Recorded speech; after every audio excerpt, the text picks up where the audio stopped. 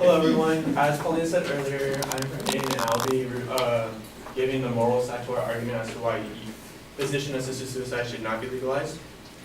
So, physician-assisted suicide. Not many people know it as just the three common ways, the PAS, euthanasia, and then the other one which my colleague stated but I can't remember. So, as media portrays it today, they portray it as euthanasia. Therefore, giving the term to teenagers such as us, giving it a right as like an escape from life. I have a quote here from National Review saying that media portrays euthanasia as an easy escape from life and problems. An example is an elderly lady claims she has depression, right? But there's no legal documentation showing that she has depression. She goes to a doctor asking for physician-assisted suicide, and therefore the doctor does give it to her. But he has no legal documentation. So as regulated as it may seem, it's not, because you can honestly just go into a clinic saying you have some sort of symptom, you aren't comfortable living with yourself, therefore you can get physician-assisted suicide. Another claim that I have is physician-assisted suicide will only be voluntarily. So, as I said about the elderly lady, how would the doctor and the family be safe from, like, say, an act of homicide? Because everywhere killing, like everyone in the world, considered killing a person is homicide. Even it being medically, accidentally, or anything, you will get a charge of homicide if you are suspected to be involved. The right to die implies a duty to kill. As stated by my opponents, the Hippocratic Oath performed by the doctors, every single doctor takes part in the Hippocratic Oath when they graduate from med school, saying that they will not take a life or assist in taking a life. They are only there to save and help a life.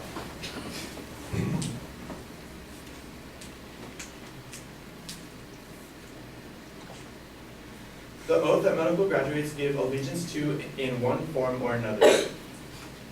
And this comes from life.org as a 10 president, and that shows that all doctors have a moral ethic that say they will not help or assist somebody kill themselves just because they ask for it. They are there to save the life of the patient.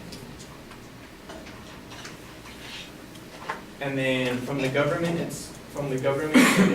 I have a quote saying that it's not reasonable to introduce radical legislation on the basis of the proclaimed needs of a tiny portion of the population. Only a tiny minority of people face problems at the end of life that conventional treatments have difficulty in coping with. The vast majority of us will die comfortably as legal orphanism has it. Hard cases make bad law. So, since this is such a controversial law, most people are against it because they don't believe that taking a loved one from a family, rather than paying all the medical to keep them alive, they rather just end their life. No, they rather keep their patient alive and have as much time with their loved one as possible.